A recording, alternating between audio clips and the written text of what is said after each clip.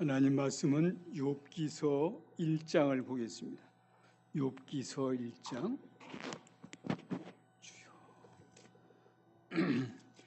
우리 한 절 한 절 교독을 하겠습니다. 마지막 줄까지.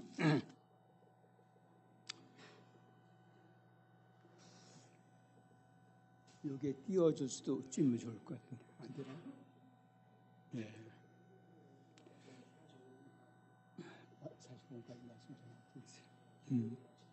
예. 우스 땅에 욥이라 불린 사람이 있었는데 그 사람은 온전하고 정직하여 하나님을 경외하며 악에서 떠난 자더라. 2절 같이 한번 읽을 수 있을까요? 2절.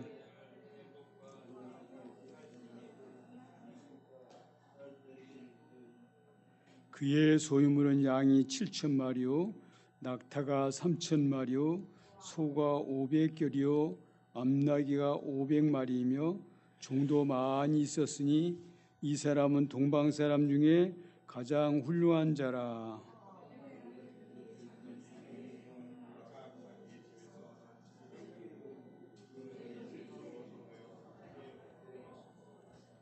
그들이 차례대로 잔치를 끝내면 욥이 그들을 불러다가 성결하게 하되 아침에 일어나서 그들의 명수대로 번제를 드렸으니 이는 욥이 말하기를 혹시 내 아들들이 죄를 범하여 마음으로 하나님을 욕되게 하였을까 함이라. 욥의 행위가 항상 이러하였더라.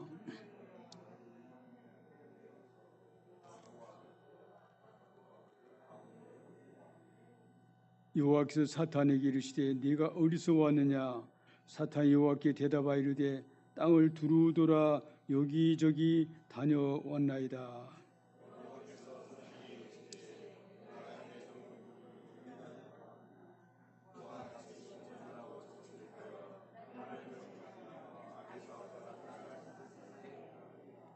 사탄이 여호와께 대답하여 이르되 욥이 어찌 까닭 없이 하나님을 경외하리까. 주께서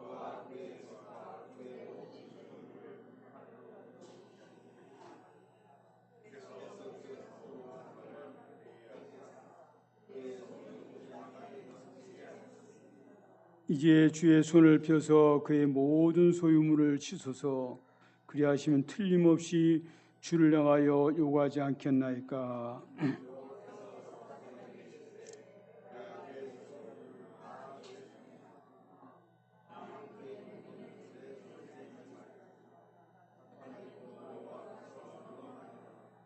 하루는 욥의 자녀들이 그 맏아들의 집에서 음식을 먹으며 포도주를 마실 때에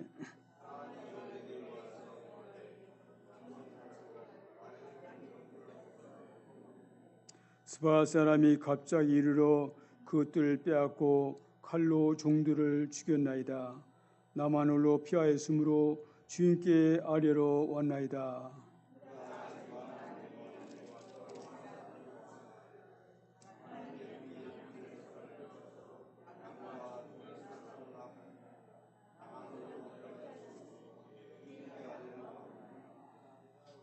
그가 아직 말하는 동안에 또 한 사람이 와서 아뢰되 갈대아 사람이 세 무리를 지어 갑자기 낙타에게 달려들어 그것을 빼앗으며 칼로 종들을 죽였나이다. 나만 홀로 피하였으므로 주인께 아뢰러 왔나이다.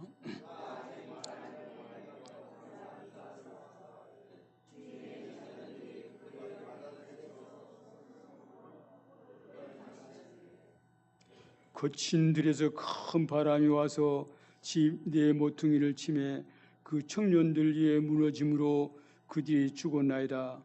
나만 홀로 피하였으므로 주인께 아뢰러 왔나이다 한지라.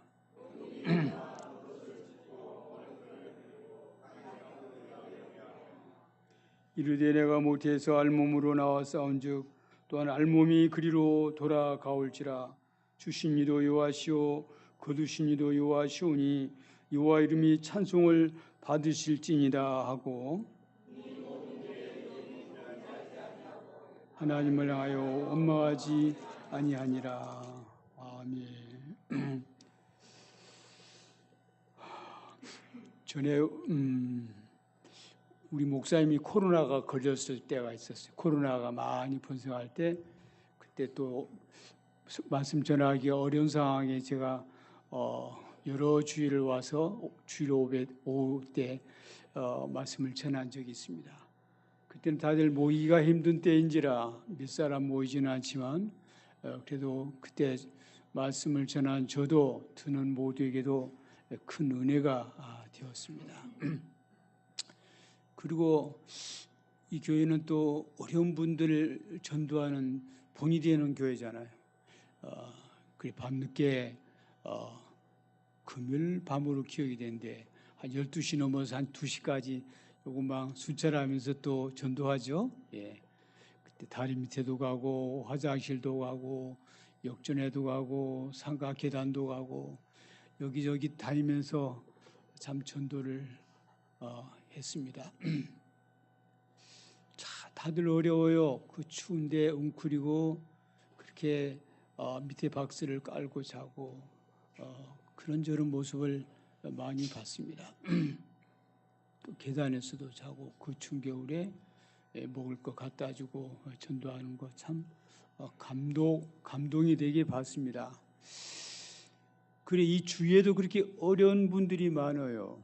또 여러분들도 보면은 평안한 것 같아도 다들 물어보면 어려운 일들이 다 많습니다. 이러한 일 저러한 일 고난이 많아요. 고난 없는 사람이 없어요. 특별히 이 광야교회 성도님들은 어려운 분들이 많이 모이는 교회고 구제를 하는 교회로 하나님께서 특별하게 세우셨어요. 그 참 감사합니다. 점심이나 저녁이나 뭐라고 목사님? 뭐라고 말했는데 뭐라 긴제를 풀려면 어떻게 해야 되냐? 자, 쭉 들어보세요. 그런 일들 제가 다 이야기할 것입니다. 잘 들어보세요. 이제 그런 이야기를 하려는 거예요.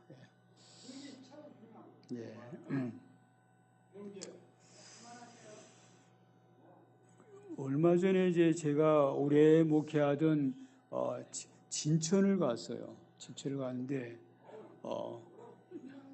저희 교회에 이제 술을 좋아하는 분이 나왔어요. 술을 좋아하는 분, 저희 친척이 됐어요.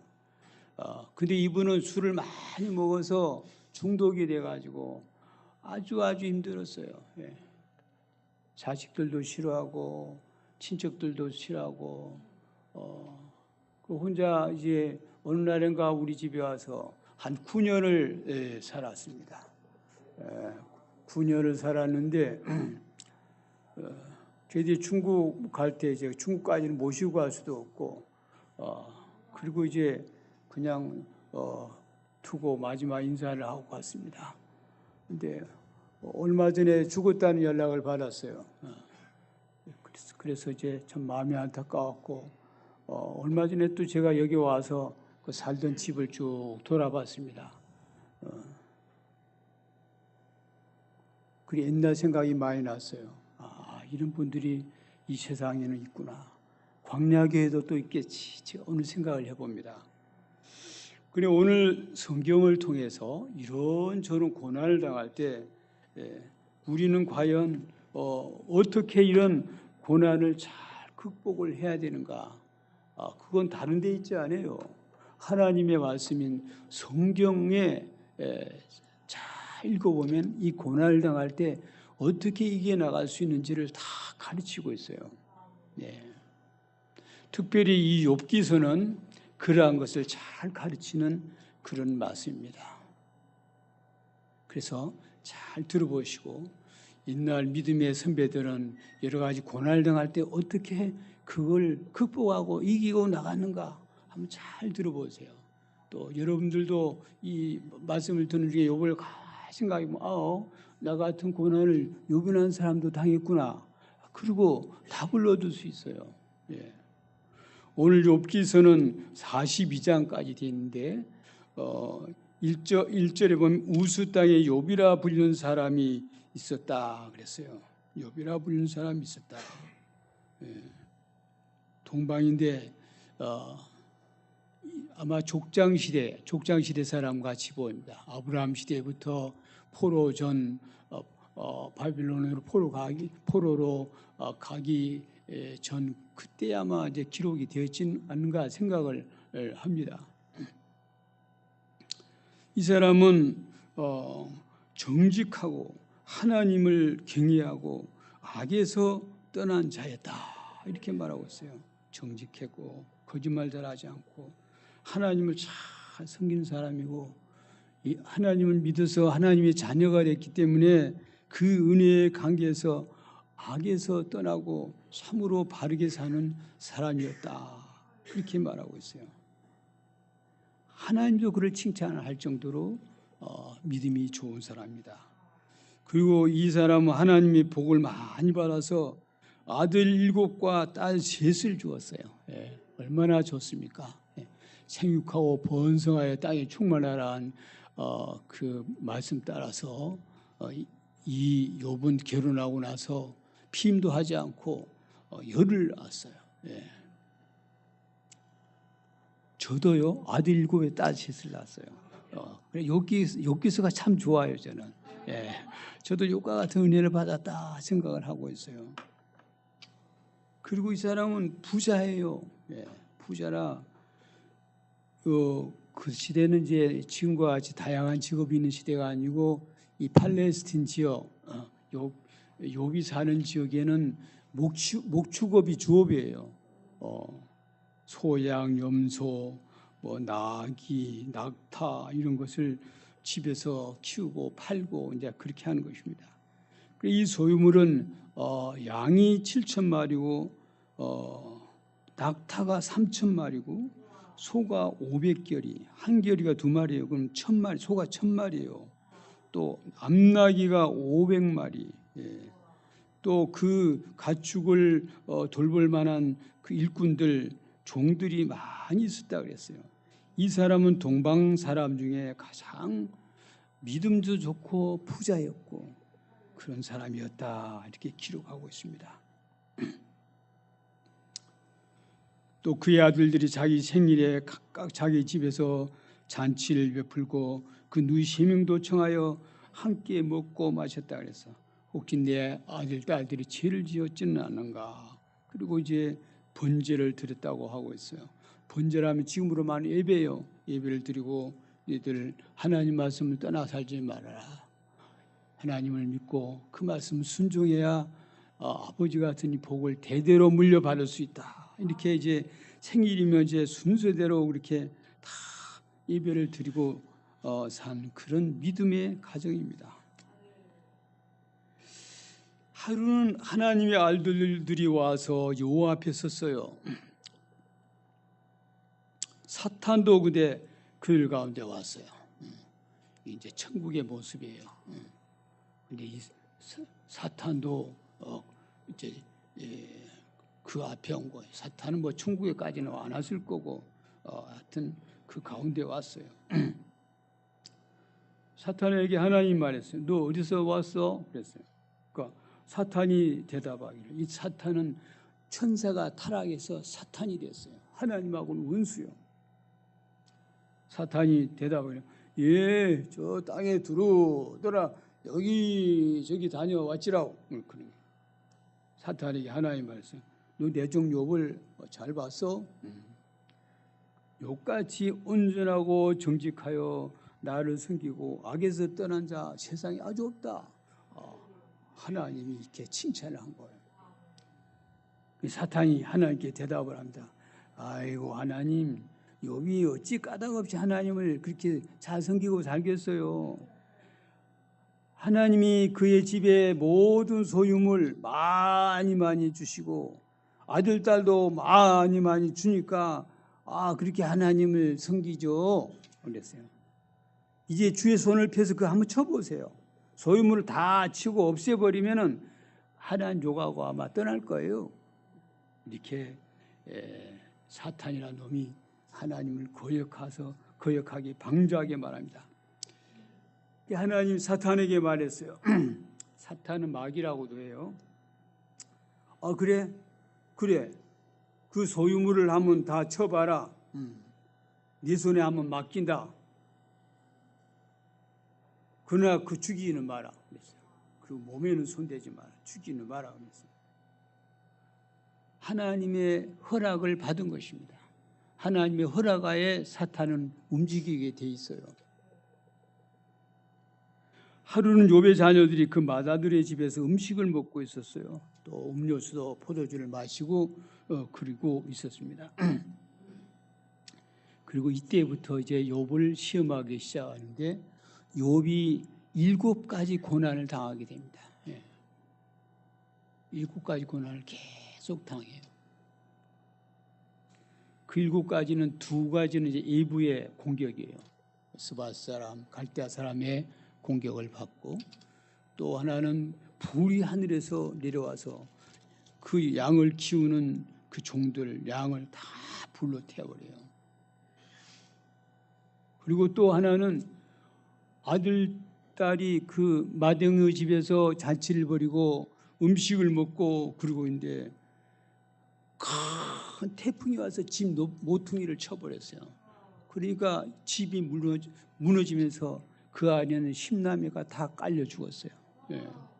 얼마나 기가 막히겠어요. 또 하나는 이제 2장에 보면 읽지는 않았지만 사탄이라는 놈이 욥이 그래도 건강하니까 하나님을 섬기죠. 건강을 뺏어가 보세요. 하나님을 이제 배반할 거예요. 그래서 그래? 한번 해봐라. 그러나 죽이면 안 돼. 그랬어요. 사탄이 막 이제 또 치기 시작했는데 발 끝에서부터 머리 끝까지 종기가 났어요. 악한 종기가 나서 온 몸이 완전히 이게 뭐 사람도 아닌 것 같고 짐승도 아닌 것 같고 또 골마서 터지고 가렵고 하니까 기와 조각으로 자기가 자기 몸을 더욱더 긁었어요. 그리고 또 구더기가 자기 피부를 막 갉아먹고 이렇게까지 비참해진 것이에요. 병들면요 그렇게 힘들어요. 병들면 자기 마음대로 할 수가 없어요. 그리고 또 사탄이라는 놈이 공격을 하는데 욥의 아내를 통해서 공격을 하는 거예요. 그리고 욥이 제 가운데 앉아서 질그릇 조각을 가져다가 몸을 더욱더 긁고 있는데 그의 아내가 왔어요. 여보시오, 당신 그래도 그 믿음을 지킬라요? 하나님 욕하고 죽어버려요. 이러는 거예요. 유일하게 이때 아내가 자기를 위로했어야 되는 상황이에요. 결혼할 때도 기쁠 때나 슬플 때나 병들었을 때나 옆에 있는 사람을 사랑하고 끝까지 서로 돕고 살겠느냐 하고 결혼 예식을 하잖아요. 이때 참 부부 참다운 아내라면 위로했어야 돼요. 여보 얼마나 힘들어요. 그래도 하나님께 기도합시다. 이걸 이기냐는 것은 하나님만이 우리를 도울 수 있고 기도가 우리의 할 일입니다. 여보 힘내요. 기도합시다. 같이 기도를 격려했어야 될 아내가 아니겠어요. 하나님 욕하고 죽어버리랴. 그리고 또 하나 사탄이 유혹을 하는데 친구 3사람이 있었어요. 아주 친한 친구예요. 멀리서 찾아왔어요. 디만 사람 일리바스, 수아 사람 빌닷, 또 나아마 사람 소발, 이 사람이 욥을 위로하려고 왔어요. 서로 약속하고 왔어요.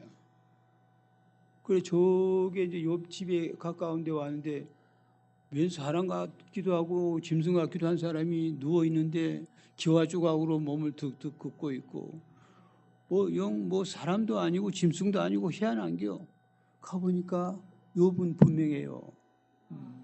피부병 만들었지 옛날 몰골 보니까 욥이에요. 이 친구들도 좋은 친구 같아요. 처음에는 7일 동안 무슨 말로 위로를 할고 해도 위로하는 말을 못 찾고 7일 동안 그냥 옆에서 이렇게 땅에 앉아 있었다 그랬어요. 그러나 욥의 고통이 심함을 보므로 그에게 한마디도 말하는 자가 없었다 그랬어요. 위로하는 말을 못 찾겠는 거예요. 그 뒤에 이제 3장에서부터 37장까지는 욥과 이 친구들의 대화가 계속됩니다. 욥의 친구들은 뭐라고 그러냐? 이 사람아, 당신 죄가 많아서 그런 거요. 당신 자식들도 죄를 많이 져서 그렇게 하루에 그냥 다 죽어 자빠진 거요. 회개해. 그게 분명해. 막 계속 이걸 찔러대요. 그 욥의 말은 요약하면 그거예요. 37장까지 말씀 요약하면, 친구들의 말은 요약하면 그거예요. 그냥 길게 막 온갖 말을 다 붙여서 말해요. 제 친구가 교대로 막. 그 욥의 말은 요약하면 그것입니다. 그래, 물론 내가 죄인이긴 죄인이지. 그러나 내가 다른 사람보다 특별하게 이렇게 죄를 이런 벌을 받을 만큼 내가 큰 죄를 지어서 그런 건 아니야. 그게 욥의 그 간단히 말하면 그런 대답이었어요. 그게 또 찔르고 이 친구들이 막 괴롭혀요. 나중에 너무 막 욥도 화가 나는 거예요. 그래, 우리 친구가 어떨 때는 위로자가 되기도 하지만은 어려움을 당할 때 사탄이라는 놈이 가장 가까운 친구들을 통해서 우리를 유혹한다는 사실을 알아야 됩니다. 이 7가지의 그 사탄의 유혹은 지금도 있어요. 여러분들에게도 똑같이 있어요. 대표적인 7가지예요. 또 그 비슷한 것이 여러분들에게 다 있어요. 저도 마찬가지예요. 여러분이 욥의 고난을 쭉 보면서 저기 내 이야기네? 그런 생각이 좀 들지 않습니까?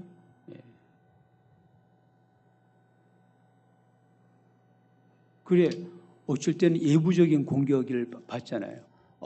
수바 사람이 찾아와서 막 이 종들을 다 죽이고 그 양을 다 뺏어가고 일장에 그렇게 나오는 거잖아요.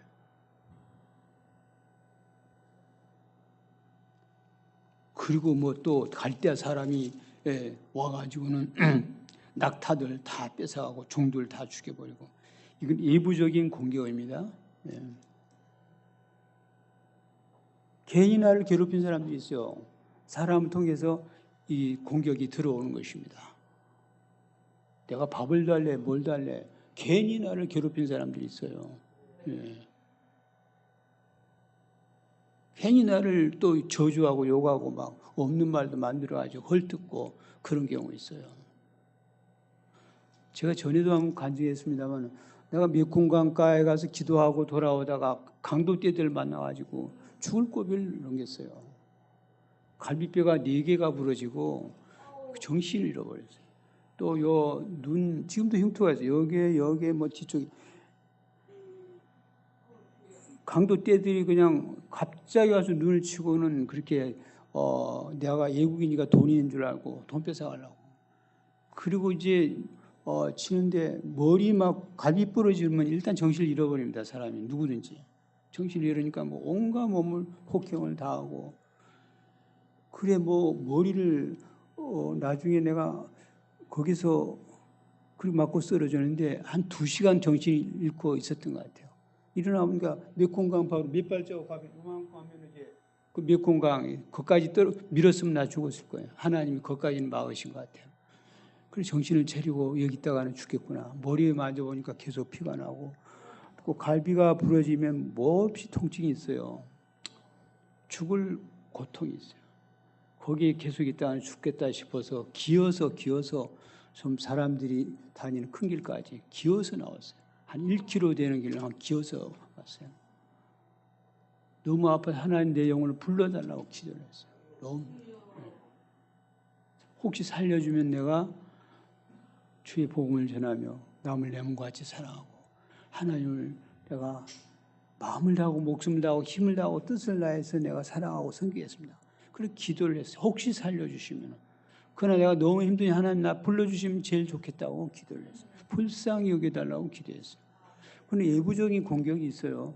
근데 하나님이 죽도록 나병으로 두시지 않고 병원까지 어떤 선한 사마리아 사람 만나서 갔고, 또 병원 가니까 연락을 막 여기저기서 받고 제 안에 두고 거기는 선교사들도 오고 대사관에서도 오고 막 이렇게 해서 죽지는 않고 내가 살아났어요. 이와 같이 일부적인 공격이 우리들에게 있을 수 있습니다. 그거 다 나았어요. 근데 어쩌학 부분은 신경이 지금도 나무살 같고 신경이 다 안 돌아왔어요. 뭐 큰 지장은 없대요. 그래서 돌아올 수도 있고 죽을 때까지 안 돌아올 수도 있대요. 뭐 감사합니다. 뭐 지금 죽어도 감사합니다는 마음을 가지고 있어요. 예부적인 공격이 우리에게 있을 수 있습니다. 그리고 천재지변이 있을 수 있어요. 하늘에서 불이 떨어져서 종들과 가축이 다 불이 타서 죽잖아요. 저번에 뭐 비가 와가지고 청주에서 많이 사람 죽고 여튼 그 천재지변이 있을 수 있습니다. 번개 맞아 죽기도 하고 자연현상이 온난화현상으로 이상한 일들이 많이 일어나요. 그리고 주님이 오실 때는 이 지구가 불이 타서 없어져요. 이 세상은 계속되지 않습니다. 천재지변으로 우리가 고통당할 수 있습니다. 라오스 가면 여름에 한 5월쯤 되면 한 40도가 됩니다. 죽을 것 같아요. 막 40도가 올라가면.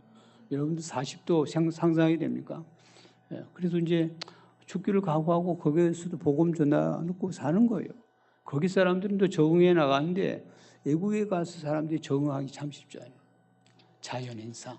우리에게 사탄의 유혹으로 올 수 있습니다. 그리고 또 아까 당한 것 중에 자녀들을 통해서 오잖아요. 저도 자녀들을 키우는 사람으로서 자녀들이 항상 잘하기만 합니까? 잘하는 때도 있지만 못할 때도 있지. 속을 퍽퍽 썩일 때도 있죠. 저러면 안 되지. 하는데 막 그 가슴이 어쩔 때는 메어질 때가 있어요. 그럴 때는 이것도 사탄의 유혹이구나. 권할 만큼 권하고 하나님께 맡겨야 돼요. 그럴 때는.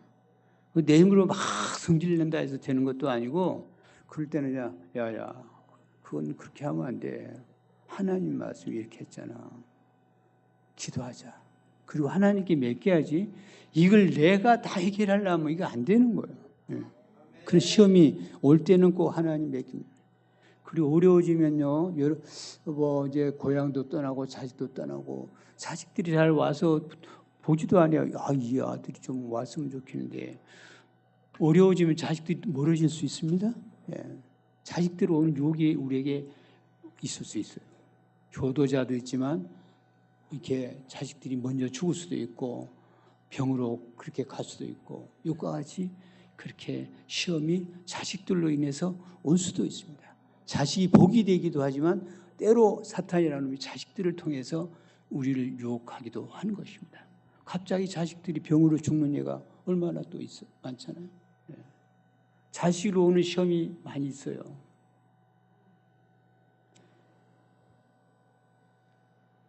그리고 병으로 사탄이 유혹할 수 있습니다. 여기 계신 분들 아마 병이 있는 사람도 있을 거예요. 제가 좀 알아요. 제가 나우스가 있지만요. 매일 우리 이 광야 단톡방을 매일 봐요.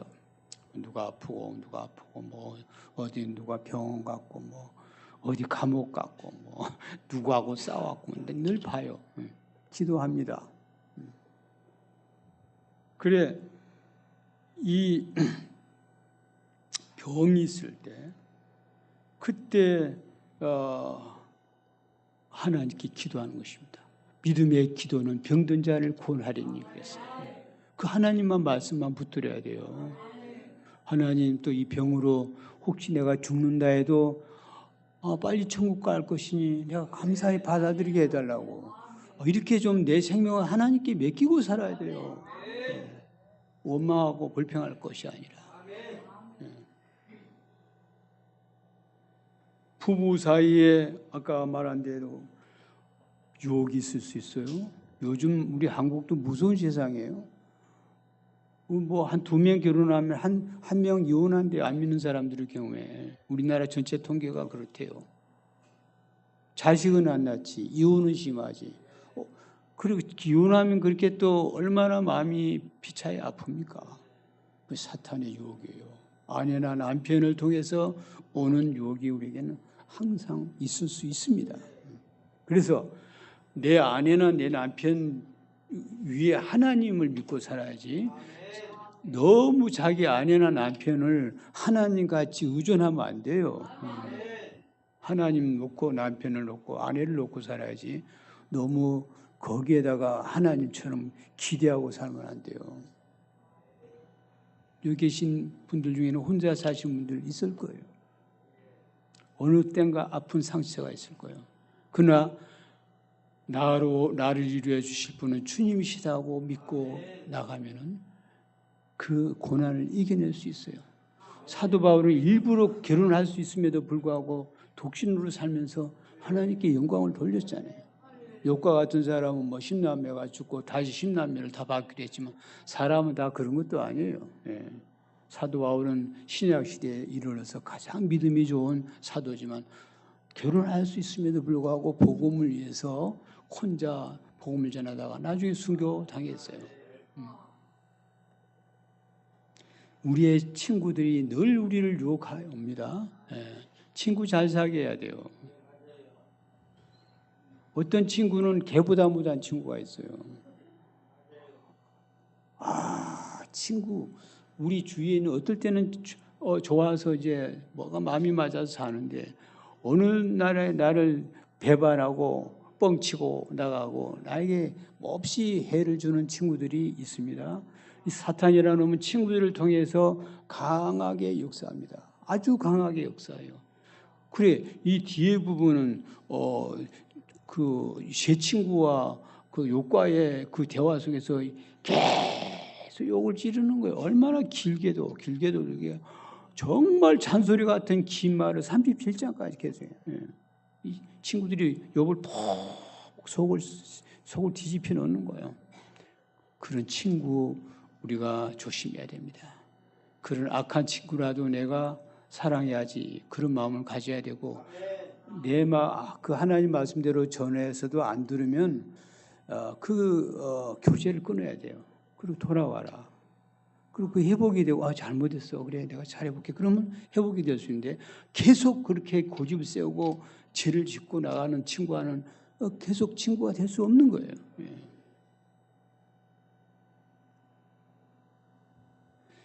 오늘 욥의 고난을 이렇게 쭉 보면서 욥은 그때 어떻게 그 시험을 당할 때 어떻게 했는가 보면 1장 20절에 보면 그가 하나님 앞에 엎드립니다. 욥이 일어나 겉옷을 찢고 머리털을 밀고 땅에 엎드려 예배했다 그랬어요. 땅에 엎드려 예배했다는 것은 하나님 이 문제를 주님이 해결해 주셔야 됩니다. 내 힘으로는 내가 이것을 이겨낼 수가 없습니다. 하나님께 맡깁니다. 이런 자세가 하나님께 경배하는 자세예요. 어려움을 당할 때는 사람에게 내가 막 하소연하고 그렇게 해서 해결되는 게 아니고 참 믿음의 사람은 그럴 때 하나님을 의지하세요. 하나님 당신의 문제를 해결해 줄 수 있습니다. 이게 이제 좋은 친구들의 권면입니다. 예, 하나님을 경배했다 그랬어요. 그거밖에 방법이 없는 거예요. 이 많은 고난을 당할 때. 그리고 내가 어머니 뱃속에서 나올 때 알몸으로 나왔습니다. 또 내가 죽을 때는 알몸으로 돌아갈 겁니다. 주신 이도 하나님, 거두어가신 이도 하나님이십니다. 하나님 이름이 찬송을 받아 주십시오. 그렇게 이 욥은 그런 중에도 찬송해요. 하나님을 찬송해요. 미쳤네. 저놈 저런 중에도 노래를 다 하네. 참 별난 놈 다 봤네. 안 믿는 사람은 그럴 거예요. 그러나 우리는 곡조 붙은 찬송이 얼마나 많아요. 주여 내가 견디다 못해 쓰러질 때 나를 일으켜 주실 분은 주님밖에 없습니다. 그런 찬송가 있잖아요. 그런 찬송을 부르는 거예요. 찬송을 부르면 마음이 위로가 돼요. 찬송을 해야 돼요. 원망하지 않았어요. 22절에 보면 이 모든 일에 욥이 범죄하지 아니하고 하나님을 향하여 원망하지 아니했다 그랬어요. 하나님 이 시험을 준 것도 하나님의 어떤 뜻이 있을 줄로 믿습니다. 지금 하늘에서 그 하나님과 그 마귀와의 그 대화를 잇는 욥은 전혀 모르고 있어요. 나는 왜 이런 고난이 왔는지 모릅니다. 욥의 기도는 그랬을 거예요. 그러나 하나님께서는 나에게 어떤 뜻이 있어서 이런 고난을 준 것으로 믿습니다. 그리고 또 욥은 나중에 쭉 읽어보면 주께서 나를 단련하시기를 금을 7번 연단함보다 더합니다 그랬어요. 금을 숨꿈이 되려면 계속 그 찌꺼기를 빼내려면 용광로에 넣어서 계속 하잖아요. 한 번, 두 번, 세 번. 한 7번쯤 하면 숨꿈이 된대요. 자기를 훈련해 주는 그걸로 받아들인 것입니다. 2장 10절에도 욥이 입술로 범죄하지 아니었다 그랬어요. 입으로라도 말로라도 하나님께 범죄하지 않냐고. 하나님 이 고난을 이겨낼 수 있도록 해 주십시오. 야고보서는 주께서 주신 결말을 볼 때까지 끝까지 인내했다 그랬어요. 욥의 고난을 보고 배우라고 말하고 있습니다. 여러분들 이런 여러 가지 고난이 올 때 지금 여러분들 고난은 다 달라요. 사람마다 다 달라요. 예. 이 사람 이런 고난, 저 사람은 저런 고난, 저 사람은 다 다릅니다. 한 5분만 이야기해 보면 그 사람의 고난을 우리는 들을 수 있어요. 그럴 때 욥과 같이 말이죠. 엎드려서 하나님께 경배하세요. 하나님, 이 문제 내 힘으로 해결할 수 없습니다. 하나님이 해결해 주십시오. 그렇게 맡겨버려야 돼요. 내 힘으로 막 이렇게 저렇게 해보려면 골치 터져요. 그렇게 하지 말고 고난이 오면 하나님, 내 문제 이거 어떻게 할 수 없습니다. 하나님께 맡깁니다. 맡겨야 돼. 이게 경배하는 태도예요. 내 애들 어렸을 때 데리고 가보면은 나중에 주먹을 딱 맡겨버립니다. 그럼 내가 주먹을 져요. 지가 맞이다가 나중에 숨을 다 맡겨요. 그래서 우리가 일부만 맡기는 게 아니고 어떤 고난이 오면 하나님, 이 문제를 하나님께 맡깁니다. 그리고 울어 엎드려야 돼요. 기도해야 돼요. 믿음의 기도는 고난을 당할 때 이기게 해준다. 그리고 욥과 같이 찬송하세요. 베드로 사도들이나 여러 사도들이 감옥에 갇혔을 때도 찬송했다 그랬어요. 찬송했다 그래요. 찬송을 하면 위로가 돼요. 고난을 당할 때 좀 여러분들 예우는 찬송가들이 좀 있을 거예요. 저는 그런 찬송을 해요. 어려움이 나오면 의지하세요, 의지하세요, 주 의지하세요. 이 문제도 주님 의지합니다. 예.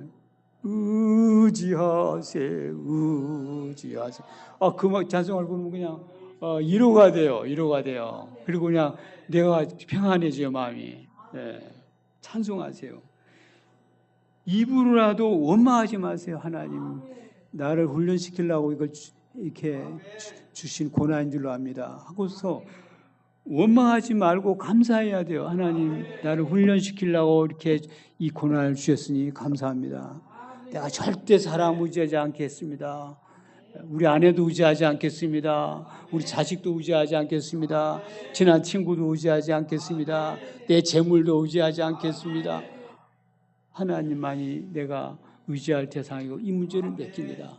이렇게 하고서 입술로라도 원망하지 말고 범사에 감사라 한 말대로 이 고난을 주신 하나님께 감사합니다 하고서 원망을 감사로 바꿔야 돼요. 나는 왜 이렇게 이 어려움을 당하고 이 광야교회 성도가 됐는가 보면 아마 줄 끝이 안 보이게 밥 먹으려고 서 있고 하나님 그 중에 내가 아닙니까? 하고서 원망할 게 아니라 하나님 나에게 이런 것을 보아주시니 감사합니다. 저런 사람들 섬기라고 나를 여기에 보내주셨구만요. 이렇게 마음을 바꿔야 돼요. 남이 나에게 맞추려고 이렇게 한 것보다 내가 맞춰 살아보세요. 오늘 욥이 고난을 당할 때 당한 그 신앙의 태도를 잘 생각하고 여러분들 욥과 같이 승리하기를 바랍니다. 욥은 나중에 잘 참고 견뎌서 갑절의 복을 받았어요. 예, 갑절의 복을 받았어요. 그래서 재산도 갑절이 됐고 아들, 딸 다시 10남매를 다시 낳았어요. 예. 욥의 딸들은 전국 중에서 가장 예뻤다 그랬고 손자 4대를 보았다 그랬어요. 예. 그리고 나이가 많이 차서 죽었다. 이런 것이 욥기의 내용입니다. 고난을 받을 때 여러분 꼭 욥과 같이 승리하기를 바랍니다. 기도하겠습니다. 하나님, 욥의 고난을 통해서 배웁니다. 욥과 같이 저희들이 고난을 당할 때 넘어지는 자들 되지 않게 하시고 욥과 같이 승리하여 갑절의 축복을 받는 저희들이 다 되게 해 주시옵소서. 예수님의 이름으로 기도하옵나이다. 아멘.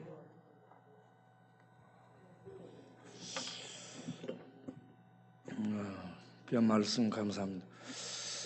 네, 이번에 저희들이 초도에 갔다 왔잖아요. 지난 태풍 때에 담이 무너져서 돌담이 무너졌어요.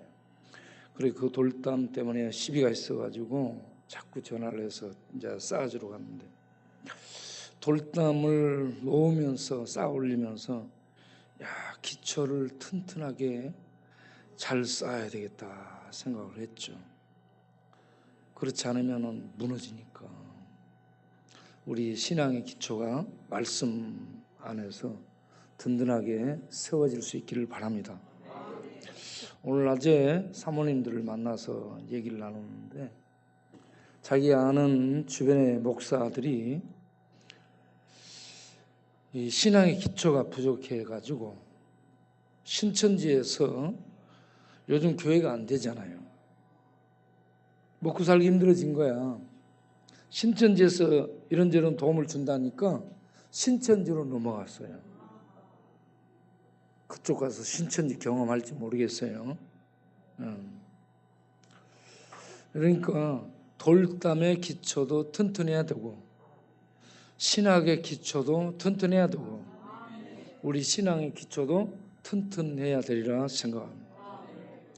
그리고 조도를 가면 참 좋은 게 있어요. 그 아름다운 자연 풍광 너무 아름답습니다. 황홀합니다. 바라다 보면 저녁 노을에 가서 쫙 그 돈대방에서 바라다 보는데 새가 돼서 홀 날고 싶어요. 이 바다를 딱 보면 바다 끝이 수평선이잖아. 수평선과 맞닿은 곳이 하평선이에요. 하평선, 수평선 맞닿은 거기에서 이 물안개가 쫙 피어오르죠. 하늘에서는 하얀 구름이 탁 내리 닿고 있죠. 섬은 이렇게 덮어진 듯 만 듯하죠. 얼마나 신비로운지 몰라. 태고의 신비. 참 그 아름다움을 보면서 우리 하나님은 정말 재채기도 아름답구나. 너무너무 아름다운 거야. 하나님의 아름다움을 보는 거예요. 그리고 배를 타고 오고 가면서 불어오는 오존층이 풍부한 해풍 있잖아요. 이 오존층이 풍부한 해풍을 들이마시게 되면 폐가 시원해지게 됩니다. 폐 속에 들어왔던 담배 연기가 다 나가는 것 같아요. 차를 타고 오래 이동하다 보면 밖에 나가 휴게소에 담배 피고 들어온 담배 냄새가 차에 가득하게 돼. 우리도 같이 그 담배 연기를 같이 마시고 가.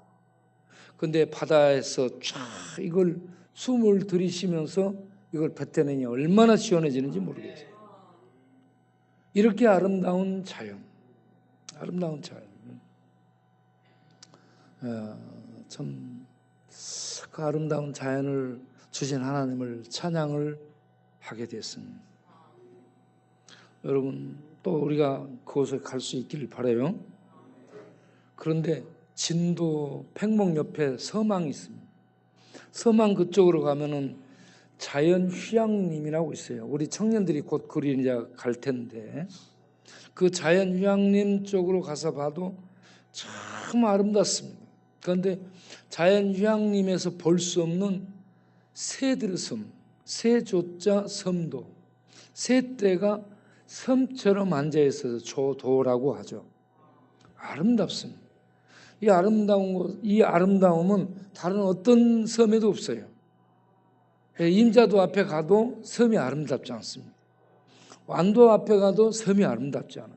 그런데 저도 높은 산에 올라가 보면 그 섬이 얼마나 아름다운지 몰라. 여기서 하나님의 아름다움을 보게 됩니다.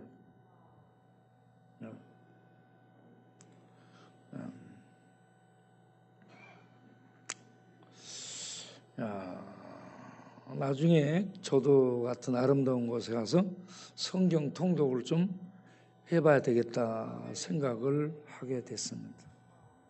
그런데 이제 문제는 경비가 들어가니까 저도에 갈 때는 경비를 받아야 되겠다 싶은 생각이 들었습니다. 이제는 성경 통독을 하는데 돈 내는 사람들 저도 갈 때 돈 내는 사람들 회비 받고 가야 되겠다.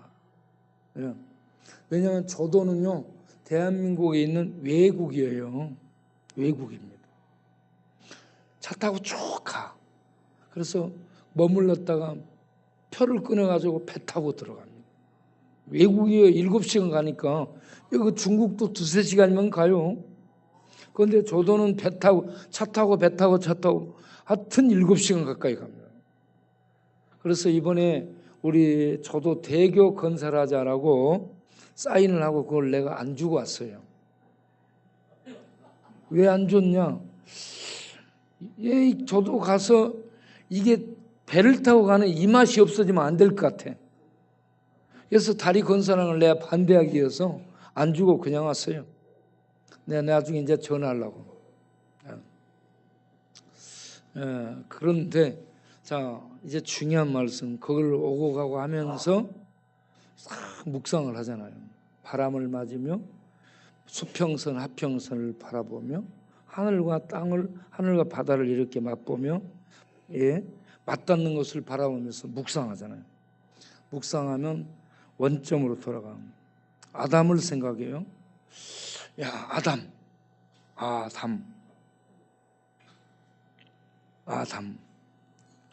아담은 처음에 죄가 있었어요 없었어요?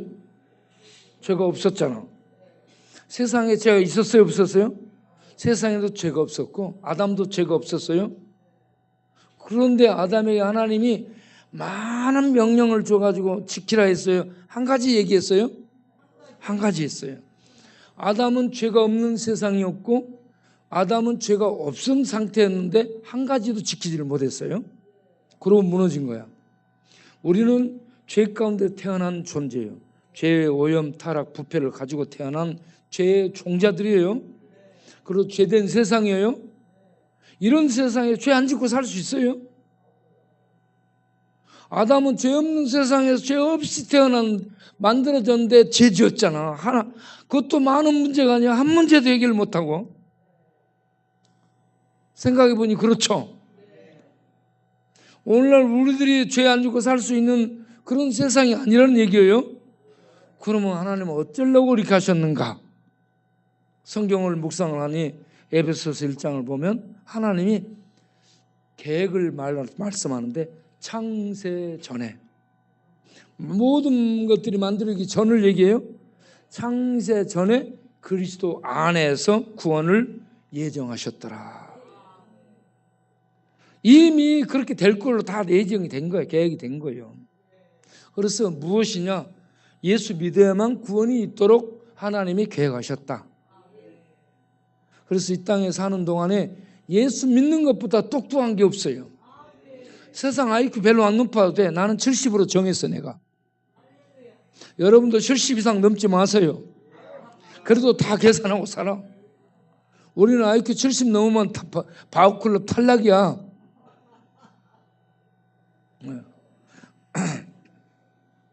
우리 바우클럽의 특징은 뭐예요? 계산을 못해. 계산이 안 돼. 둘째, 말을 하는데 뭔 말하는지를 몰라. 셋째, 그런데 통해. 이게 바우클럽이야. 얼마나 재밌는가 몰라. 우리 전부 IQ가 몇이라? 70 밑으로. 그냥 뭐 이렇게 재밌는 세상이야. 그래서 IQ 70만 돼도 예수 믿고 구원받는 다 알잖아. 예수 믿고 구원받고만 사는 거야. 우리 바울을 보세요. 물세 낼 걱정해? 안 하잖아. 전기세 낼 걱정해? 안 하잖아. 밥 먹을 걱정해? 안 하잖아. 걱정 안 해도 다 해결되는 거예요. 바우클럽의 특징은 뭐냐? 걱정이 없다. 아우, 이 시간에 우리가 이런 바우들이 모여서 기도를 하도록 하겠어요. 기도 제목을 읽으면서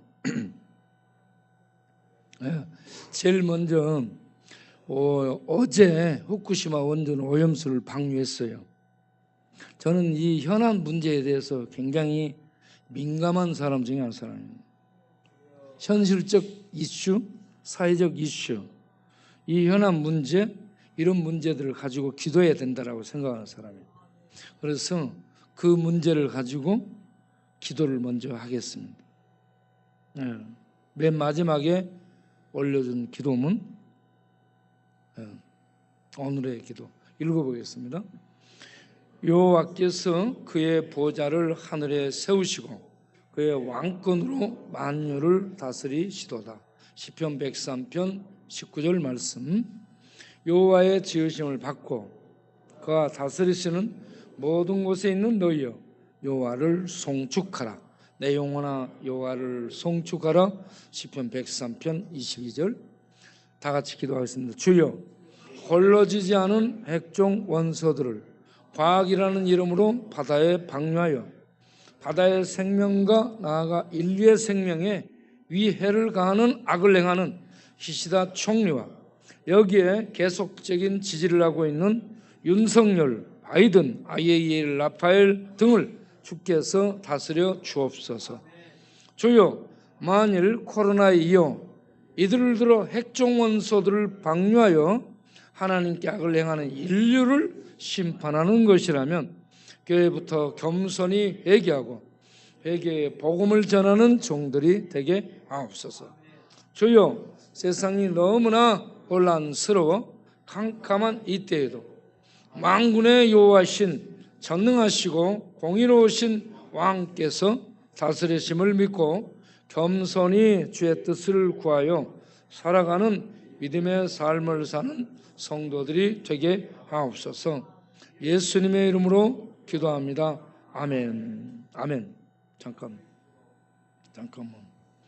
여러분, 후쿠시마 원전 오염수를 기시다가 방류를 했습니다.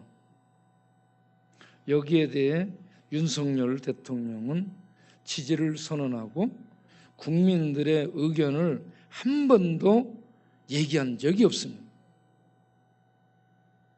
국민을 대표하는 대통령은 국민과 소통하고 국민의 소리를 들어야 되고 국민의 소리가 뭔지를 청취한 다음 그 의견들을 모아서 국정 운영을 해 나가야 됩니다.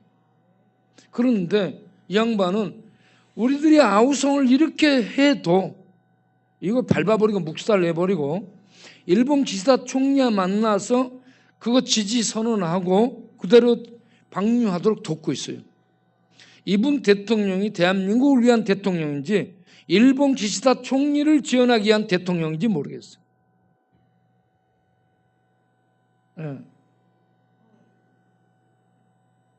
저는 여기에 대해서 분노를 금할 수 없습니다. 내 노예에도 강력하게 건의를 해가지고 다음 달 열리는 노예 본회의에서 이 문제들을 다루기로 얘기를 방금 노회장하고 얘기를 했습니다. 이런 시대에 목사들이 말이죠, 이런 중요한 현안 문제를 얘기 않고 넘어가요? 목사들이 아닙니다. 비겁한 거예요. 윤석열 대통령 비겁한 거예요. 또 이런 문제를 외신 앞에 얘기하고 기사 앞에 얘기하고 국민 앞에서는 차관이 얘기하고 총리가 대통령이에요. 여러분 중요한 현안은 대통령이 직접 나와서 얘기를 해야 돼요. 여러분 교회에 문제가 생겼어. 중요한 문제가 생겼어. 부목사를 내보내서 얘기해. 그러면 다른 사람들이 뭐라 해? 담임 목사 나오라게 해. 얘기하지 않아요? 우리는 담임 목사 얘기를 듣고 싶다. 교회에서도 이렇게 얘기할 거 아니야. 그러면 국정을 책임지는 대통령이 이 중요한 문제를 가지고 지금 얼마나 들끓고 있어요? 이 들끓은 문제에 대해서 얘기할 때 욕을 먹든 몰매를 맞든 지가 나와서 얘기해야 될 거 아니야? 그런데 콧배기도 베지 않아. 중요하고 위험스러운 얘기가 상황에 처하면 딱 뒤로 숨어요. 야, 비겁하기 짝이 없어요. 야, 너무 비겁합니다. 야. 그래서 저는요, 들끓은 마음으로 이러한 중요한 문제를 목사들이 정의할 걸 가지고 얘기해야 된다. 얘기해야 됩니다. 앞으로 목사들이 얘기하지 않으면 세상은 교회에 대해서 등 돌릴 거예요. 정의감도 없는 교회. 예? 이 사회의 중요한 문제를 끌어안고 얘기하고 기도하고 함께 아파하고 해야 되는데 교회에서 다른 설교만 해. 이 중요한 현안을 가지고 국민들과 함께 아파하면서 그 시대의 그 중요한 문제들을 실험하며 나가야 될 거 아니에요?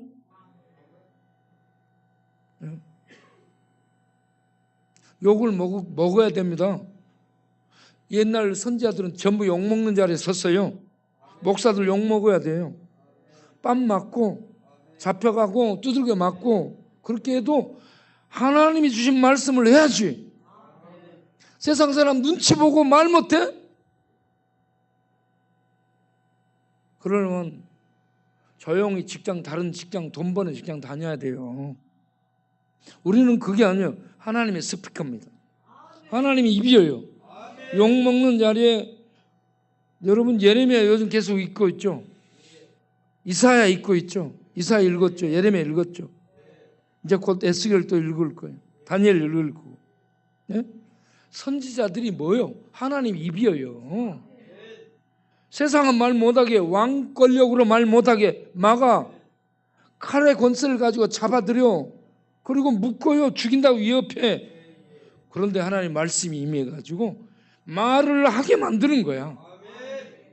이 시대를 향해 하나님의 입의 말씀을 전해야 됩니다.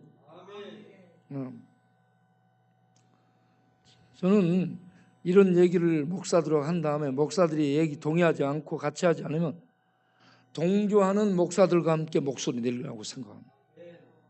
지금 방류 시작했는데 이게요, 이 바로 끝나는 방류가 아니고 30년, 50년, 100년 갈 줄 몰라요. 네? 그래서 이 문제는 지금부터 시작이고요. 싸움이 시작이고 기도를 더 깊이 해야 될 줄 믿습니다. 그래서 여러분 이 현안 문제를 가지고 기도하는 것. 내가 중요한 얘기를 지금 시간이 없어서 못 하겠는데 역전해서 할 거예요.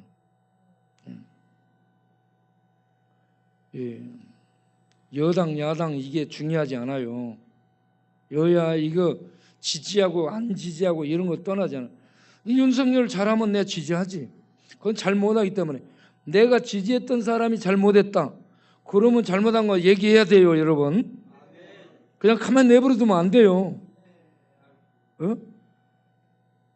여러분 구약에 사울 왕을 지지했던 사무엘, 사울 왕이 잘못하니까 바로 지적하잖아. 지적해야 돼요, 선지자가. 어?